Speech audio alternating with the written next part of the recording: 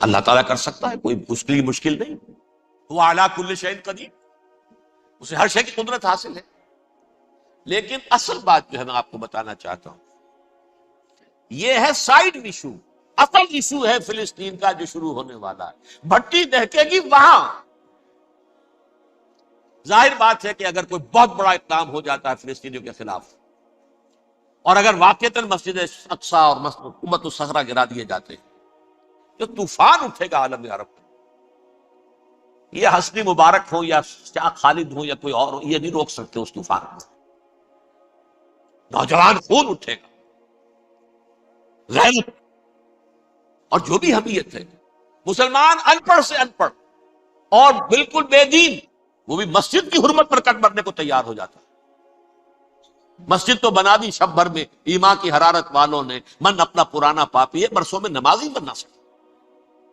وہ چاہے کانپور کی مسجد سے مسلمانوں نے جانے دی ہے، چاہے وہ شہید گنج کی مسجد تھی مسلمانوں نے جانے دی ہے، چاہے نماز نہ پڑھتے ہو.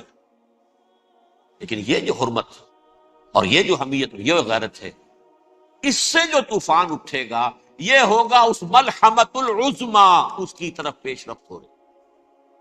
کتاب الملاحم سے احادیث کے حوالے سے کہ جن جنگوں کا حوالہ دیا حضور نے، پیشن گوئی کی ہے، اس کا نقطہ آغاز تھا خلیج کی جنگ. صدام حسین نے اسے کہا تھا یہ مدر آف وارز ہے، ام المحارب، یہ ایک جنگ نہیں ہے.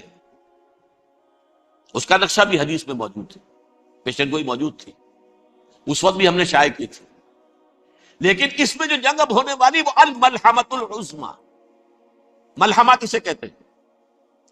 لحم گوشت کو کہتے ہیں، اور قصائی کی دکان کو عربی میں ملحم کہتے ہیں، جہاں گوشت کے ٹکڑے کیے جاتے ہیں.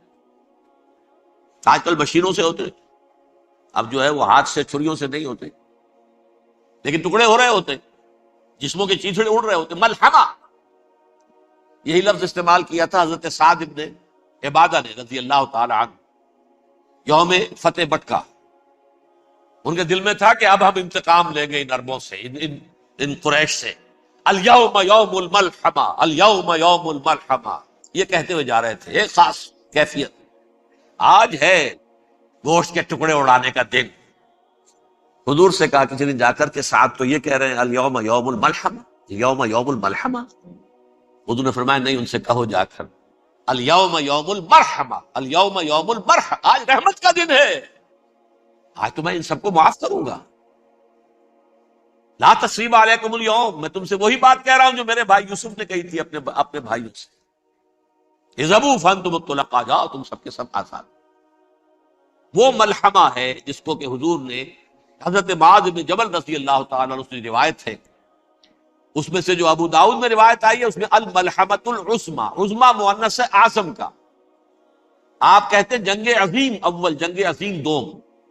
عظیم کا باپ ہو گیا اعظم، سب سے بڑا، اور اس کا مؤنث ہے سب سے بڑی، عظما.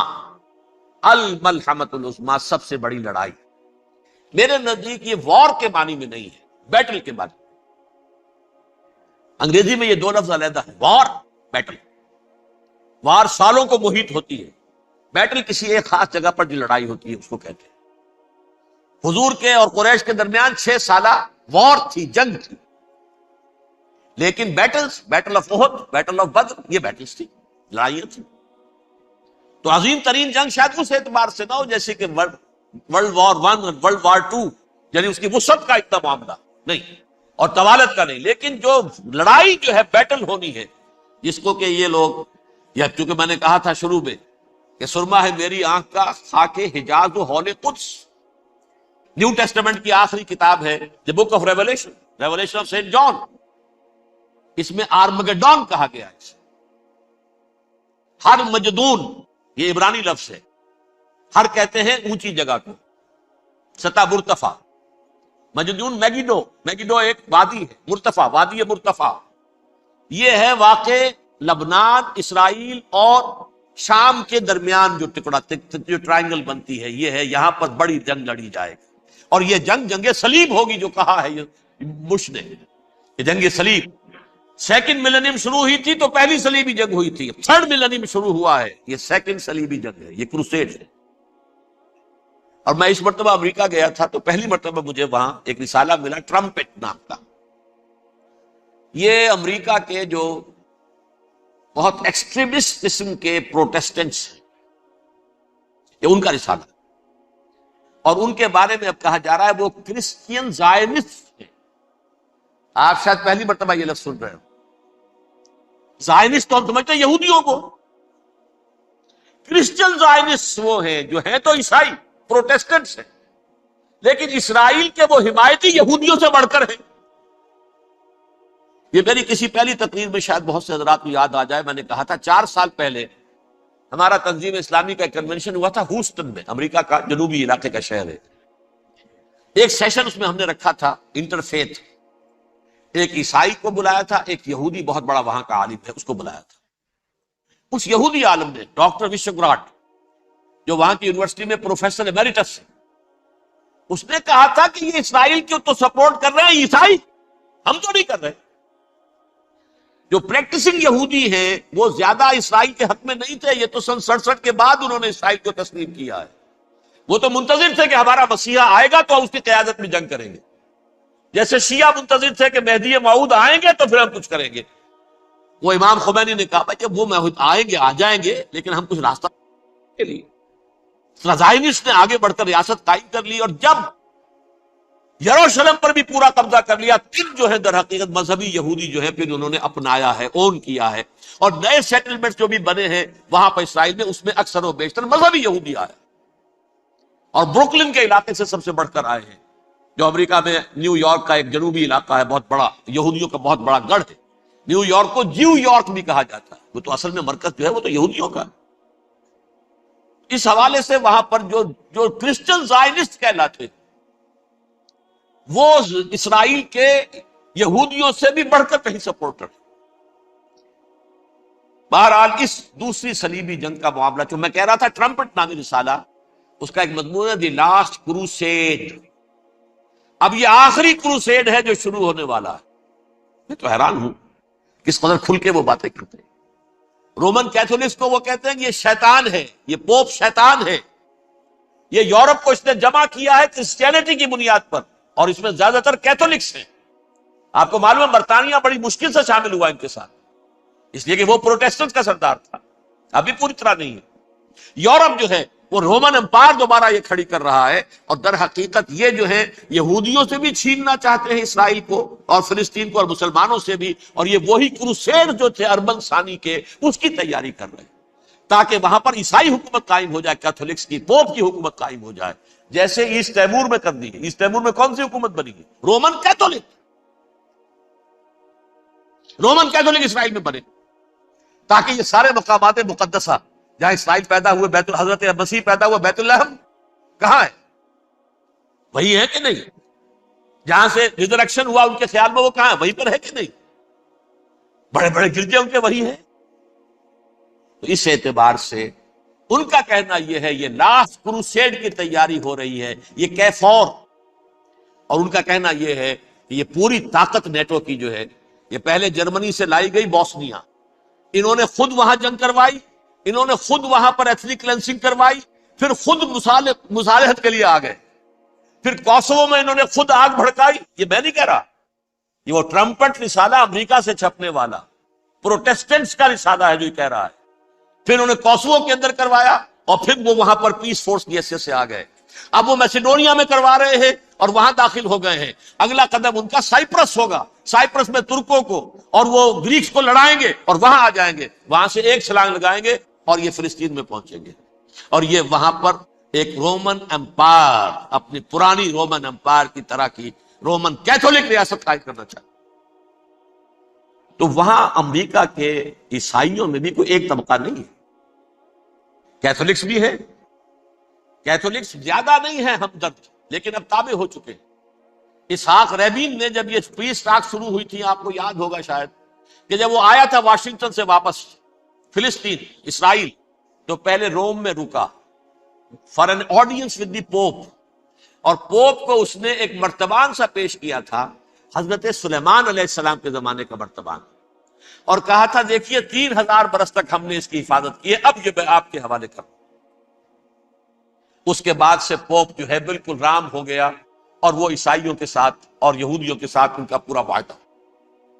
اب پورا عیسائی ورلڈ جو ہے بعثت مجموعی یہودیوں کے شکنجے میں ہے۔ البتہ ان کے اندر بھی جھگڑے ہیں، جو وہاں پر وائٹ کرسچن ملیشیاز ہیں وہ ایکسٹریمسٹ ہیں کیتھولکس، ان کے نزدیک دشمن نمبر 1 یہودی، دشمن نمبر 2 مسلمان، دشمن نمبر 3 جو یورپ میں کالے ہیں، ایفرو امریکن، چاہے وہ عیسائی ہو گئے ہوں، کوئی بھی ہو۔ یہ 3 دشمن ہیں جن سے انہوں نے کلینز کرنا ہے، صاف کرنا ہے ان کے خیال کے مطابق امریکہ کی سوسائٹی کو۔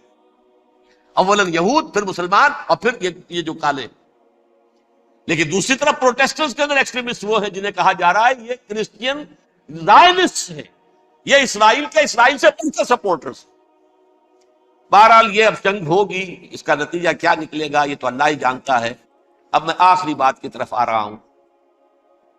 آخری نتیجہ تو جو بھی کچھ اپس اینڈ ڈاؤنز آئیں گے، تلک الایام نداولها بین الناس، آخری نتیجہ ڈراپ سین وہ یہ ہوگا کہ اللہ کے دین کا بول بالا ہوگا، اور پوری دنیا پر محمد کے لائے ہوئے دین صلی اللہ علیہ وسلم کی حکومت قائم۔ وہ گویا قیامت کی تمہید ہوگی، اس کے بعد بس قیامت آئے گی، کیونکہ مقصد کائنات، تخلیق کائنات پورا ہو جائے۔ پوری مخلوقات کے اندر مقصد تخلیق، کلائمیکس آف کریشن محمد الرسول اللہ صلی اللہ علیہ وسلم، دین کی تکمیل محمد الرسول اللہ۔ اور اس خلافت عرضی کے لیے جو حضرت آدم کو خلافت دی گئی تھی، جب اس میں وہ خلافت پوری دنیا پر قائم ہو جائے گی، اس کا مقصد پورا ہو جائے گا۔ And that will be the beginning of the end۔ اس کے بعد قیامت ہے۔ آخری نتیجہ تو یہ نکلنا ہے۔ اس سے پہلے سزائیں ہمیں بھی مل رہی ہیں، اور یہاں میں کانٹے کی بات جو چھوڑ گیا تھا اس کو بیان کر دوں۔ اللہ نے اس مغضوب علیہم قوم کو، اس ملعون قوم کو کیوں اب تک چھوٹ دیے رکھی؟ میں بتا چکا ہوں یہ بڑے عذاب کے مستحق ہو چکے تھے حضرت عیسیٰ علیہ السلام کے زمانے میں، چھوٹ دی ہے ابھی تک ہے، بلکہ ایک مرتبہ ابھارا ہے۔ 1900 برس کے بعد ابھرے ہیں یہ، بالفور ڈیکلریشن 1917، سن 70 عیسوی کے بعد، تقریباً 1900 برس، 1850 برس تو ہے ہی کم سے کم۔ پھر creation of Israel 1948، 1967 extension of Israel, Jerusalem پر قبضہ۔ یہ سارا جو ہے کیوں ہے؟ اللہ تعالیٰ اس خیر امت محمد صلی اللہ علیہ وسلم، اس کے بہترین حصے کو سزا ان ملعونوں کے ہاتھوں دے رہا ہے۔ کیوں؟ جو جرم انہوں نے کیا تھا وہی ہم نے کیا۔ انہوں نے اللہ کی کتاب کو پیٹھ کے پیچھے پھینکا، نبذ فریق من الذین اوتوا الکتاب کتاب اللہ وراء ظہورہم، ہم نے اپنی پیٹھوں کے پیچھے پھینکا کہ نہیں؟ کولونیل رول سے آزاد ہوئے، کہیں اسلامی قانون نافذ کیا، کہیں اسلامی نظام قائم کیا؟ تو جو جرم ان کا تھا وہی ہمارا ہے، اور ہم خیر امت ہیں، اور ہمارے میں سے خیر ترین عرب ہے، ان پر اللہ کا فضل، ان کی مادری زبان میں اللہ کی کتاب موجود ہے۔ پھر انہوں نے اللہ کے دین کو پیٹھ دکھائی۔ جو ملک آزاد ہوا کولونیل رول سے، یا اس نے قبلہ کر لیا اپنا ماسکو کی طرف، یا کر لیا واشنگٹن کی طرف۔ کسی نے مکے کو قبلہ بنایا، یہ بدترین سزا ہے۔ ویل للعرب من شر قد اقترب۔ اور ترمذی شریف میں تو یہاں تک روایت ہے، من اقتراب الساعۃ ہلاک العرب، قیامت کے قرب کی ایک نشانی یہ بھی ہوگی کہ عرب ہلاک ہو جائے۔ ایک حدیث میں الفاظ آتے ہیں کہ حضور نے جب کہا یہ ہوگا یہ ہوگا یہ ہوگا، یہ بربادی آئے گی، تو کسی زوجہ محترمہ نام میں بھول رہا ہوں، انہوں نے پوچھا کہ عرب اس دن کہاں ہوں گے؟ فرمایا العرب یومئذ قلیل، بہت کم۔ آخری خاتمہ ہونا ہے یہود کا حضرت مسیح علیہ السلام کے ہاتھوں. وہ عذاب جو 2000 برس تک ان سے چلا رہا وہ آئے گا اور ان کے رسول ہی کے ہاتھوں آئے گا. لیکن اس سے پہلے مسلمانوں پر یہ عذاب آ رہا ہے، ہولوکاسٹ کے درجے کا عذاب آ رہا. البتہ ہم پاکستانی اس میں یوں سمجھ لیجئے کہ وہ تو خبریں موجود ہیں احادیث میں، وہاں تو جو ہونا ہے ہونا ہے. اتنے انسان مریں گے، اتنے انسان مریں گے کہ ایک پرندہ جو ہے اڑتا چلا جائے گا، وہ نہیں چاہے گا کہ نیچے اترے تو کسی لاش پر اترے، اسے نہیں ملے گی زمین خالی کہ کہیں اتر سکے، خود ہار کر گرے گا، مرے گا تو بھی لاش کے اوپر گرے گا. یہ الفاظ ہے حضور صلی اللہ علیہ وسلم. الملحمۃ العظمی الملحمۃ الکبریٰ. یہ لاسٹ کروسیڈ ٹرمپٹ اخبار میں، میں اس کا فوٹو اسٹیٹ بھی کبھی آپ کو دکھا دوں، ویسے میرے ساتھ ہے وہ رسالہ ٹرمپٹ. دی لاسٹ کروسیڈ اس کی تیاری ہو رہی ہے. وہ الملحمۃ العظمی اور ملحمۃ الکبریٰ جو ہے وہ آنے والی. ابن ماجہ میں کبریٰ کہا ہے، اکبر کا مؤنث کبریٰ، ملحمہ کبریٰ سب سے بڑی جنگ اور ملحمہ عظمی سب سے عظیم جنگ. یہ ہوگی اور بہت جلد.